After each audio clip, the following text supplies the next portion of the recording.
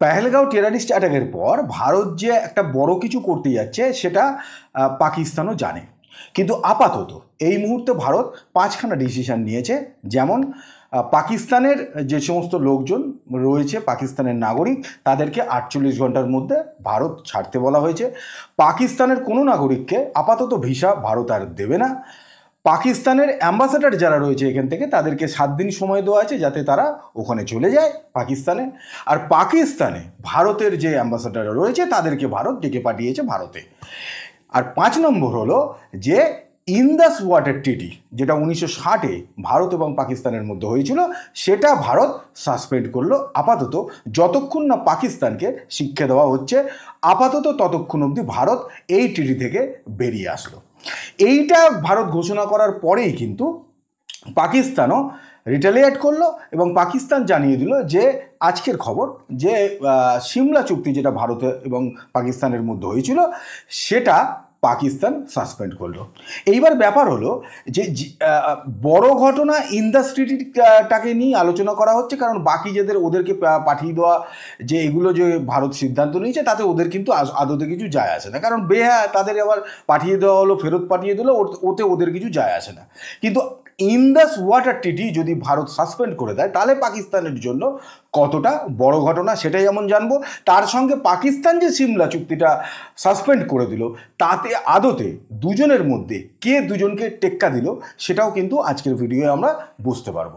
প্রথমে জেনে নিই যে ইন্দাস ওয়াটার ট্রিটি যেটা ভারত সাসপেন্ড করলো সেটা আসলে কি।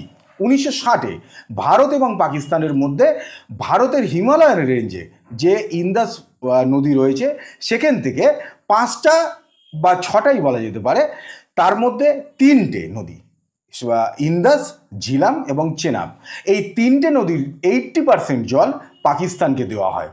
আর বাকি যে 3টে নদী আছে রবি, বিয়াস এবং সতলুজ, এই নদীর জল ভারত ইউজ করে। ভারতের নদীর জল চুক্তি করে সেটা পাকিস্তানকে দেওয়া হয়। পাকিস্তানের পাঞ্জাব প্রদেশে যে চাষবাস হয়, অর্থাৎ পাঞ্জাব প্রদেশে চাষবাস হয়, পাকিস্তানের মানুষ যেটা খায় এবং যা দিয়ে তৃষ্ণা মেটায় সেই জল ভারত প্রোভাইড করে, আর সেই জলে তৃষ্ণা মিটিয়েই ভারতকে এরা গালাগাল করে। এবারে ভারত যদি এই ট্রিটি থেকে বেরিয়ে আসে তাহলে পাকিস্তান আগামী 1 থেকে 1.5 বছরের মধ্যে শুকিয়ে মরে যাবে, না খেতে পেয়ে মরে যাবে, তৃষ্ণায় মরে যাবে। এইবারে হলো যে ইন্দাস ট্রিটিটা তো বোঝা গেল। এবারে পাকিস্তান যে সিমলা এগ্রিমেন্টটা সাসপেন্ড করে দিল তাতে আদতে ভারতের কি কোনো উপকার হলো নাকি আদতে পাকিস্তান নিজেদের খবরই কিন্তু খুঁড়ল, ভারতের আদৌ তাতে কিছু যাবে আসবে না, সেটাই এবার বুঝে নিই। 1971-এ ভারত এবং পাকিস্তানের মধ্যে যুদ্ধ, তারপর পাকিস্তানের আত্মসমর্পণ এবং সেখান থেকে বাংলাদেশ গঠন। 1972 সালে সিমলা এগ্রিমেন্ট হয়। এখানে 6টা জিনিস ঠিক করা হয় যে দুই দেশ ভারত এবং পাকিস্তান তারা এই 6টা জিনিসকে মেনে চলবে। তার প্রথমটা হলো যে দুই দেশই এলওসি লাইন অফ কন্ট্রোলকে মেনে চলবে। ভারত এবং পাকিস্তান যে জায়গায় অবস্থান করছে সেইখানেই তারা থাকবে। 2 নম্বর, 93,000 পাকিস্তানি সোলজার যাদেরকে ভারত বন্দি করেছিল এই যুদ্ধে আত্মসমর্পণ করার পর, চুক্তির পর ভারত কিন্তু এই 93,000 সোলজারকে, পাকিস্তানি সোলজারকে পাকিস্তানে ফেরত পাঠিয়ে দিয়েছিল। যদিও বাংলাদেশের এক্ষেত্রে কিন্তু আপত্তি ছিল, কারণ বাংলাদেশ চেয়েছিল যে এই 93,000 সোলজারকে বাংলাদেশে পাঠানো হোক এবং বাংলাদেশই তাদেরকে বিচার করবে, কিন্তু ভারত যেহেতু পাকিস্তানের সঙ্গে সম্পর্ক আরও খারাপ হোক সেটা তারা চায়নি, তাই এই 93,000 সোলজারকে সসম্মানে পাকিস্তানে ফেরত পাঠানো হয়েছিল। 3 নম্বর, এই যুদ্ধ চলাকালীন ভারত পাকিস্তানের যে জমি দখল করে নিয়েছিল নিঃশর্তে, কোনো রকম শর্ত না রেখে ভারত সেই জমি পাকিস্তানকে ফেরত দিয়ে দেয়। 4 নম্বর, ঠিক হয় দুটো দেশের মধ্যে যে কাশ্মীর ইস্যুতে কোনো তৃতীয় দেশ ইন্টারফেয়ার করবে না, যা ঠিক করার সেটা ভারত এবং পাকিস্তান তারা ঠিক করে নেবে। 5 নম্বর, যে বর্ডার রয়েছে দুই দেশেরই বর্ডার সাধারণ মানুষের জন্য খুলে দেওয়া হবে, যাতে দুই দেশই তাদের যে ফ্যামিলি একে অপরের দেশে রয়েছে তাদের সঙ্গে গিয়ে যাতে দেখা করতে পারে। আর 6 নম্বর হলো যে ভারতের ফৌজ এবং পাকিস্তানের সোলজার তারা কেউই এলওসিকে কখনো অতিক্রম করবে না। এবার এই যে 6টা জিনিস শুনলেন তার মধ্যে 5টা জিনিস যদি সিমলা এগ্রিমেন্টকে বাতিল করা হয়, তাহলে এলওসির আর কোনো দরকার নেই। স্বাভাবিকভাবেই পাকিস্তান, আমরা চাইছি এটা যে পাকিস্তান হামলা করুক, কারণ পাকিস্তান হামলা করলে তবে আমাদের জন্য সুবিধা হয়, কারণ ভারতের শুরু থেকেই একটা নীতি রয়েছে, একটা এথিক্স রয়েছে যে যতক্ষণ না ভারতকে আক্রমণ করা হবে ততক্ষণ ভারত কোনো দেশকেই আক্রমণ করবে না। সেই জায়গা থেকে আমাদের জন্য সুবর্ণ সুযোগ এসে যাবে, কারণ এলওসি যদি না থাকে তাহলে ভারতীয় ফৌজ সোজা পাকিস্তানে ঢুকবে এবং পাকিস্তানকে ফিনিশ করে দেবে। 2 নম্বর, 93,000 সোলজার যাদেরকে ভারত ফেরত পাঠিয়ে দিয়েছিল, তাদের কি পাকিস্তান আবার আমাদেরকে ফেরত পাঠিয়ে দেবে? কারণ যদি সিমলা এগ্রিমেন্ট না থাকে তাহলে 93,000 সোলজারকে তো ভারতের ফেরত পাঠাবার কোনো দরকারই থাকবে না, যদিও তাদের মধ্যে অনেকে হয়তো এখন বেঁচেও নেই। কিন্তু এই ঘটনা কিন্তু একটা জায়গায় তো আসতেই হবে, যে তাহলে সেইটার কি হবে। 3 নম্বর, ভারত যে পাকিস্তানে যে জায়গাটা দখল করে নিয়েছিল সেইটা ফেরত দিয়ে দিয়েছিল, তাহলে যদি চুক্তি না থাকে তাহলে সেই জায়গাটা আবার আমরা দখল করব। আর বাকি যে দুটো লাস্টে বললাম যে অতিক্রম না করা, পাকিস্তান এলওসি অতিক্রম করে না পাকিস্তান সেনাবাহিনী, তার কারণ পাকিস্তান টেররিস্টকে পালন করে ওই কারণে যে যেটা সেনাবাহিনী করতে পারে না সেটা টেররিস্টরা পাকিস্তানের হয়ে করে দেবে। বাকি বর্ডার ইস্যু তো রয়েছে, কিন্তু একটা জায়গা আসলে সিমলা এগ্রিমেন্ট যে পাকিস্তান বানচাল করতে চায় বা সাসপেন্ড করলো, তার কিন্তু মুদ্রা কারণ এটাই একটাই, সেটা হলো কাশ্মীর ইস্যু। এখন মুশকিল হলো যে পাকিস্তান সেনাবাহিনী জিও পলিটিক্সও বোঝে না, কারণ বই খাতার সঙ্গে খুব একটা এদের সম্পর্ক নেই, শুধুমাত্র বন্দুক গুলি নেই তো সম্পর্ক। তাই আদতে জিও পলিটিক্সে সারা পৃথিবীর কাছে পাকিস্তানের ভাবমূর্তি যে কী সেটাই এরা এখনও বুঝতে পারছে না, বা হয়তো বুঝেও না বোঝার ভান করছে।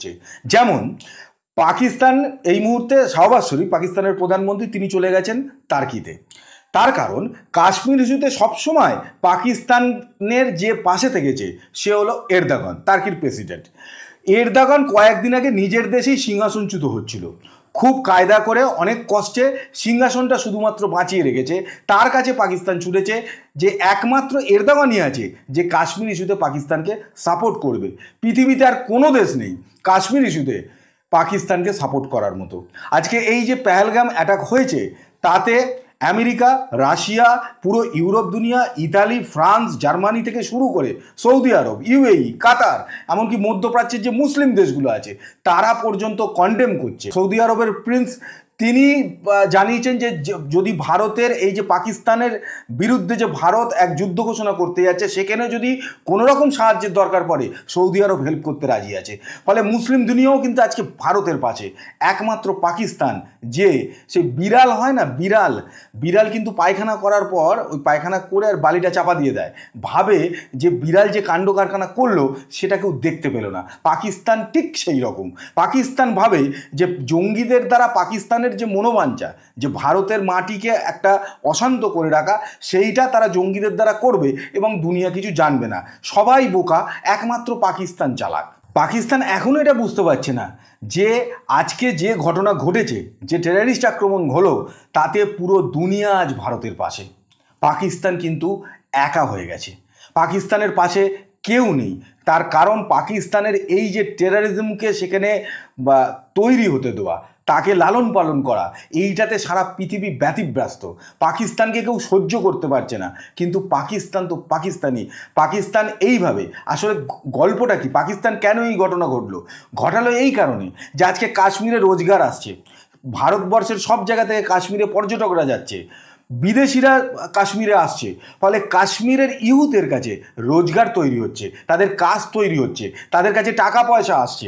এবারে টাকা পয়সা যদি আসে ইউথের কাছে, তাদের কাছে যদি কাজ থাকে, তাহলে তো তারা বন্দুক ধরবে না। আর পাকিস্তানের টার্গেট তো হচ্ছে যে মানুষকে গরিব করে রাখো, ইয়ং জেনারেশনের কাছে কাজ পৌঁছে দিও না, তবেই তো তাদেরকে ভুল বুঝিয়ে, তাদেরকে হিপনোটাইজ করে আসলে টেররিজমে নেওয়া যাবে। তাই এই ঘটনা পাকিস্তান এটাই করলোই এই কারণে।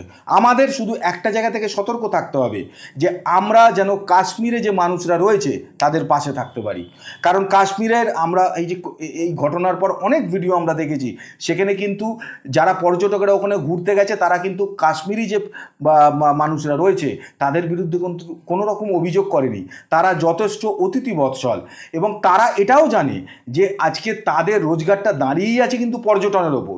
যদি এইভাবে জঙ্গি হামলা হতে থাকে থাকে, তাহলে তাদের আজকে যে অর্থনৈতিক একটা প্রসপারিটি ঘটছে সেটা কিন্তু থমকে যাবে, আবার আবার কাশ্মীর আবার পুরনো জায়গায় ফিরে যাবে। সেটা কিন্তু সেখানকার মানুষও চাইছে না, তারাও শান্তি চাইছে। কিন্তু পাকিস্তান কোনোভাবেই শান্তি চায় না। আমাদের এই মুহূর্তে একটাই কাজ, যে পাকিস্তানকে এমন যোগ্য জবাব দেওয়া যাতে পাকিস্তান বলেই আর পৃথিবীতে কিছু না থাকে, পাকিস্তান পুরো নকশাটাই যেন এই পৃথিবী থেকে বিদায় হয়ে যায়, তবেই কিন্তু কাশ্মীর শান্ত হবে। না হলে বারে বারেই এই আক্রমণ কিন্তু হতেই থাকবে।